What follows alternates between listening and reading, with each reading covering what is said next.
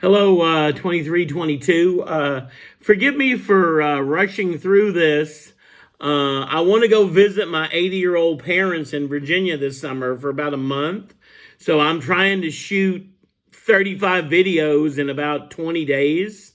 And it's fairly frantic. And if I drink coffee, I start sweating. And I'm sure my hair is not too pretty, but yeah, forgive me for rushing through this a little, but I want you to have a sense of all the questions, of all the readings, especially since in the fall, because of COVID, all the classes are going to be online. So I want to have these in the can just in case I need them, just in case you want to see my face-to-face reaction to what we're doing.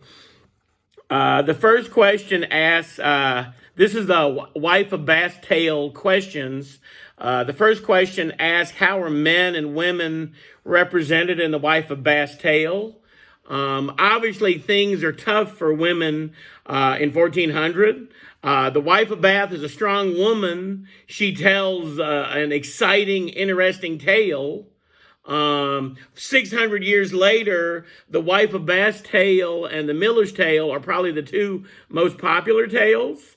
But if you remember, she's trying to speak at the tavern, and the men keep interrupting her, just bull over her, and she's strong. She stands up to them. And then if you remember in her story, there's a medieval knight from King Arthur's court that should be a good guy, but in the first scene from her tale, he sees a beautiful girl by the river and he rapes her. And then at the end, maybe he should be punished, but he gives some power over to this old ugly woman, and it turns out she's beautiful and she won't cheat on him. So you could read it a couple ways. 1400 is certainly a tough life for women. Men don't really respect women in 1400, but you could maybe read it as Chaucer showing future readers how smart, how strong the Wife of Bath is. So maybe there's hope. There were strong, smart women in the middle of all of this ugliness. The second one asks about women's desires and their views on marriage. 1400, you had to get married. You were ultimately your husband's property. But if you remember in the story that the Wife of Bath's character, the old woman, tells, women want the power in a relationship. So, and you could maybe make the argument hundreds of years, women couldn't go to school, they couldn't be doctors or professional people, they couldn't hold property. But maybe you could argue that women, for the last 1,000 years, men do what women want, that women have the power over their husbands. You could also say that's the best a woman could do in 1400 was to have power in her marriage and that dynamic. But still, it's hard times for women. The third question asks to compare the Wife of Bath's tale to the Miller's tale. Miller's tale is kind of a farce, low-class morality play, and all the characters are kind of revealed as fools. But the woman is a sex object. The best Allison can do is give the men back what they've been giving her.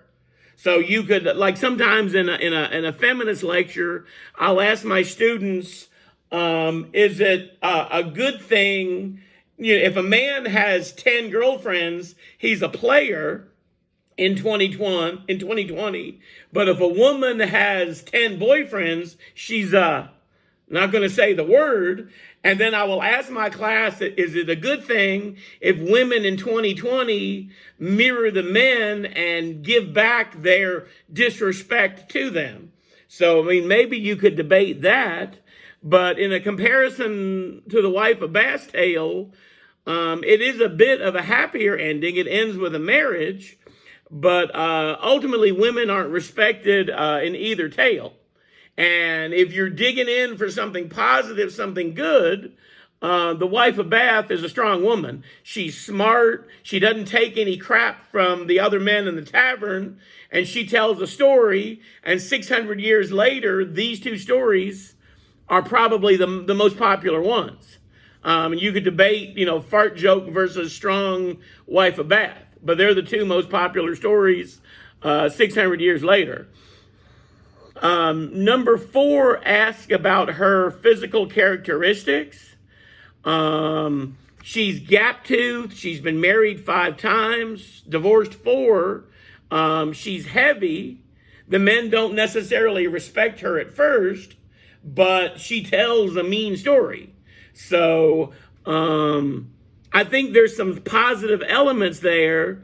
Not to judge people by their physical characteristics.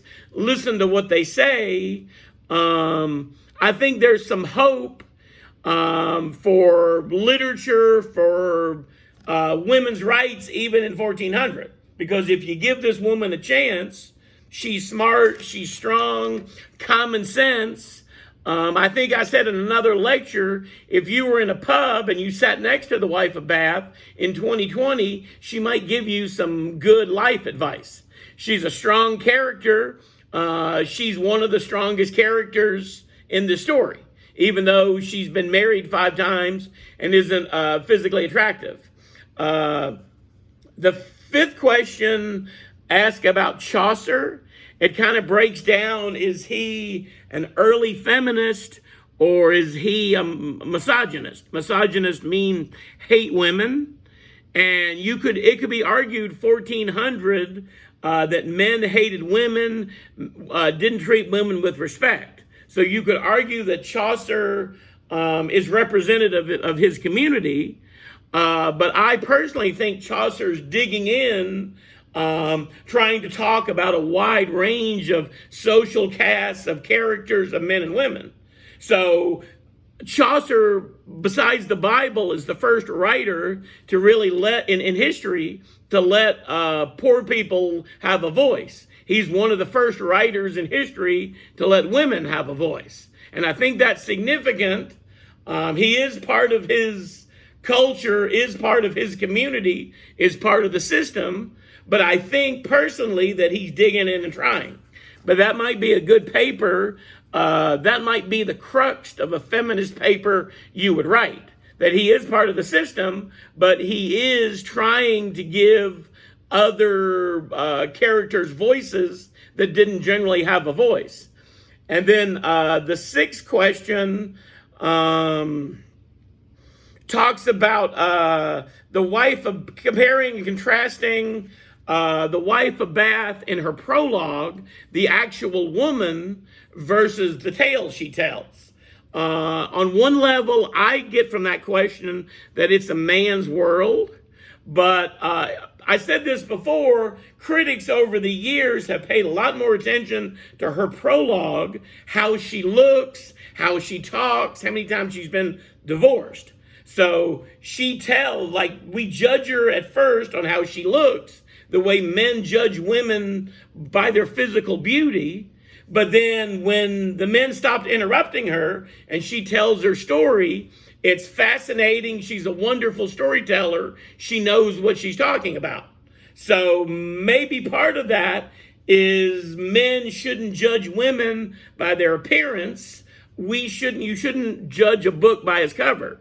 We see her, we think what she looks like, all the divorces, her personal life, will impact the story she tells, but then she tells a really interesting story that people have told for 600 years. So again, maybe judge the real person in real time by how smart they are, their heart. Don't judge them by their physical appearance. Okay, that's the wife of Bath tale questions.